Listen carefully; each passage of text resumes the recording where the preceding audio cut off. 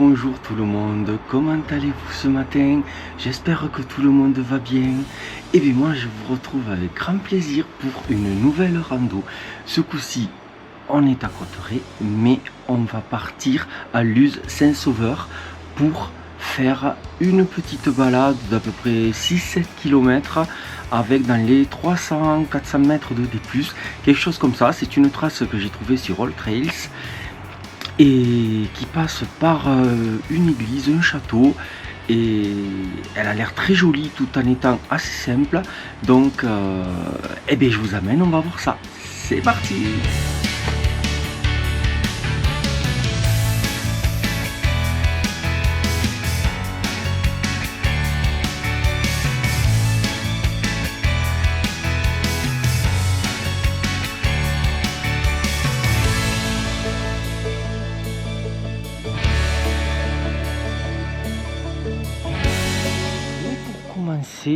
On se trouve devant l'église de Saint-André.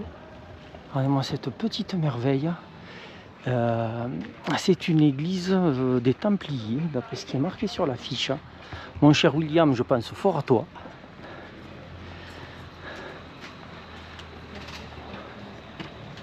Voilà, église des Templiers, 11e et 14e siècle.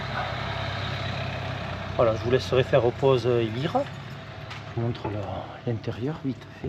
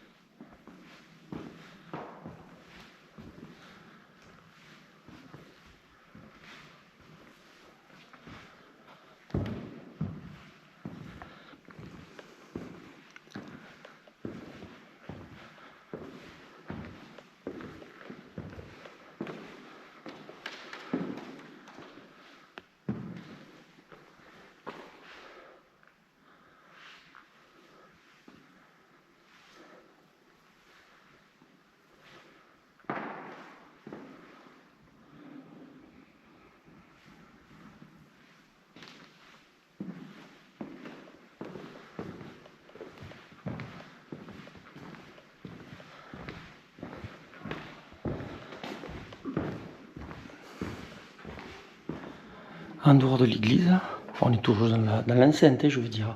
Et regardez un peu cette pierre gravée. Bon, bien entendu, je suis incapable de lire ce qu'il y a marqué. Là, nous sommes toujours dans l'enceinte de l'église. Et regardez, il y a des pierres tombales très anciennes tout le long. Là, on peut lire 1722, 1780 quelque chose, 1807.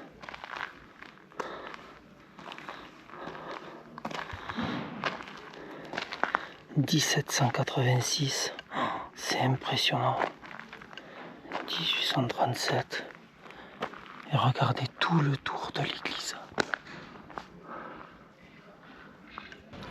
Et voilà donc cette introduction peu banale où on commence par vous montrer une magnifique église. Ça y est, on est enfin sorti du cœur du centre, parce que là c'était assez terrible niveau activité. Et là on va en direction du château Sainte-Marie que vous pouvez voir là-haut. Allez, comme vous voyez, château Sainte-Marie, et on dirait qu'on a même un balisage de sentier. Donc bien entendu, je pense que c'est maintenant qu'on va commencer à monter, vu que le château est tout là-haut. Allez, on termine la première montée. Un panneau qui nous indique pas grand chose. Ici, on a restauration de la grange du château Sainte-Marie. Donc ça, c'était une grange visiblement qu'ils sont en train de rénover. Je vous montre le point de vue.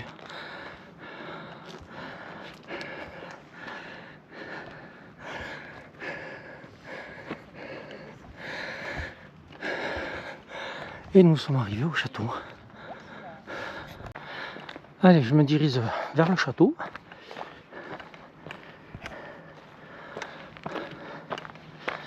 Je sais pas dans quel état il est, hein, c'est une découverte.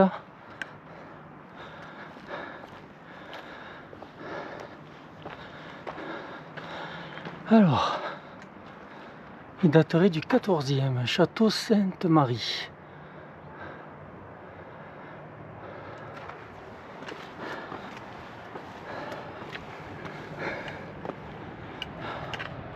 Déjà, le point de vue est magnifique.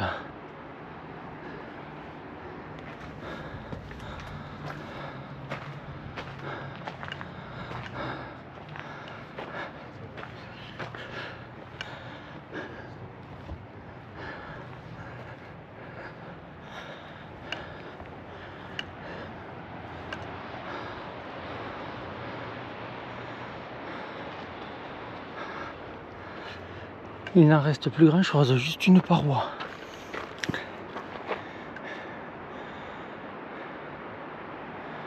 Et une vue magnifique.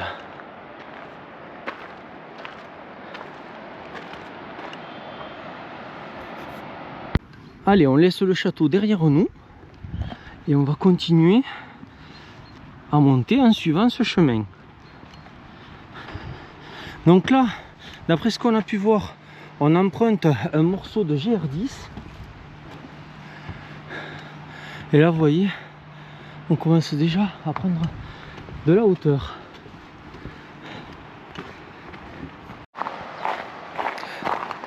Du coup, on redescend et on va suivre un peu la route, d'après ce que je vois. On passe sur un petit pont. Je montre un peu. Et on rejoint le centre-ville. Le GR10 va tourner ici. Et nous aussi. Allez, c'est maintenant, on dirait que les choses vont se corser vu la montée qui nous attend. On est toujours dans la montée. Là, je viens de regarder la carte. Et en fait, on est dans la grande montée. Je vous montre un peu le point de vue qu'on a derrière nous. Et là, on continue à grimper. Là, on trouve des marches. C'est original. Sur le GR10.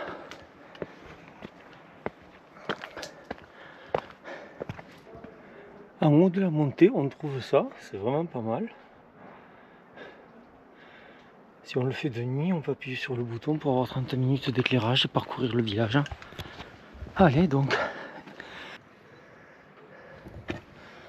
Donc oui, c'est bien ça. Nous sommes dans le centre-ville de Vieille.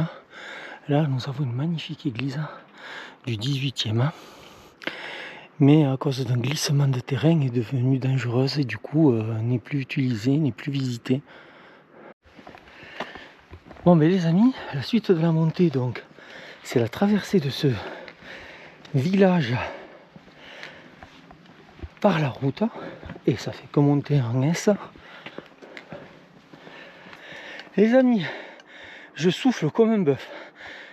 La montée n'a pas l'air trop longue, mais il y a du dénivelé. Après, le paysage est vraiment sympa. Et regardez-moi ce petit chemin, s'il est magnifique. Vraiment, la nature ici est vraiment superbe dans ce coin. Allez, on continue sur ce magnifique petit sentier qui a un point de vue magnifique. On a presque fait toute la montée, là il nous reste encore, je crois, une trentaine de mètres à prendre. Et on sera tout en haut.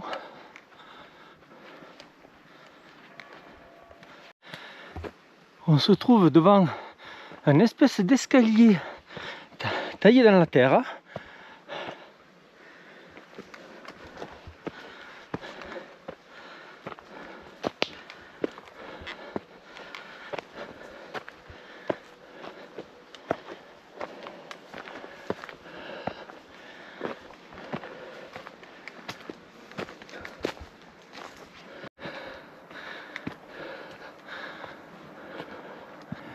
Le chemin est sympa, mais il faut pas avoir le vertige parce que on est vraiment à flanc, hein. Mais heureusement, il n'est pas en dévers. Le sentier est bien plat. Donc le sentier vient de rentrer dans une forêt. Du coup, on retrouve un peu la fraîcheur. Ça y est, d'après la carto, on est à l'endroit le plus haut. On a fini la grimpette. Et on arrive sur un poteau. Alors, qu'est-ce qui nous indique? Vieillage IR10, barrage par les villages. Bon, là, je vous cache pas, ville, Nave, Luce Saint-Sauveur. Ben, ça doit être ça. Quoi qu'il en soit, nous, on va par là. Il faut qu'on descende d'ici. Allez, c'est parti. Allez, c'est parti pour une descente très très pentue. Mais là, bien entendu, hein, le terrain est bien sec. Hein. Donc, à part des petites pierres qui pourraient rouler sous nos pieds, le terrain accroche, il n'y a pas de problème.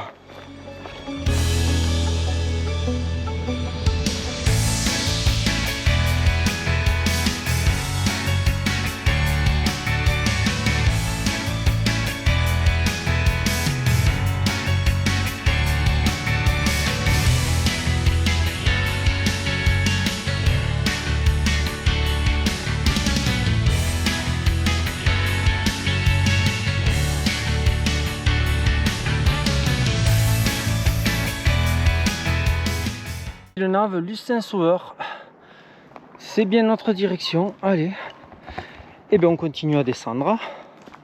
Ça y est, on commence à retrouver les maisons. Le point de vue, on a le château qui est juste là. Et là, on va arriver bientôt dans le village.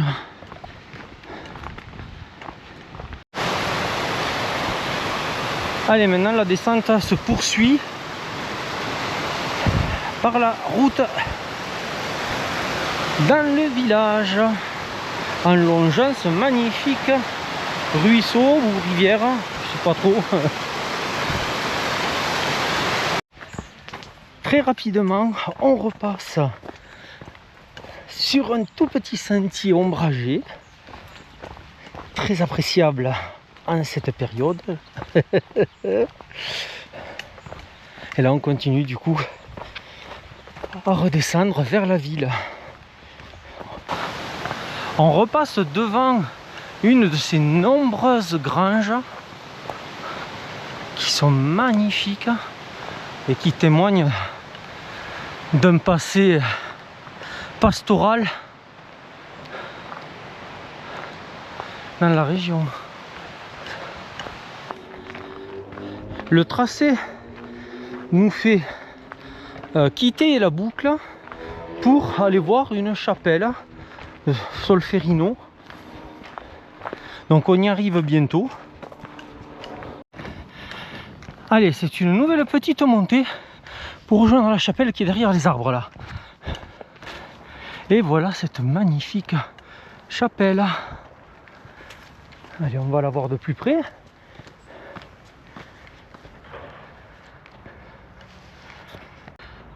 Regardez un peu si c'est beau là où est perchée cette chapelle. Donc elle est fermée, on ne peut pas rentrer.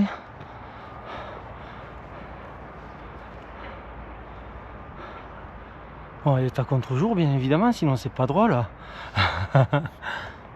Alors les amis, comme il n'existe pas d'affichage particulier autour de cette église, de cette chapelle, pardon, bon, ben, j'ai regardé sur internet.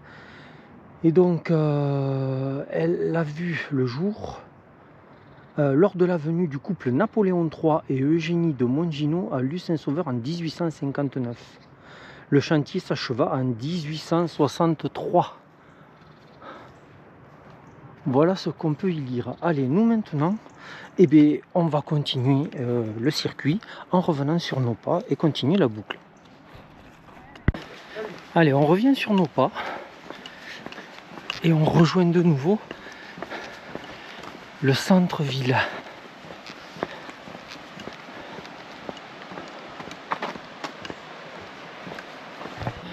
On est en train de traverser les petites rues de l'île Saint-Sauveur. Et voilà, on est de retour à l'église templière. Et recoucou les amis, ben voilà, je vous retrouve au parking. La rando est terminée.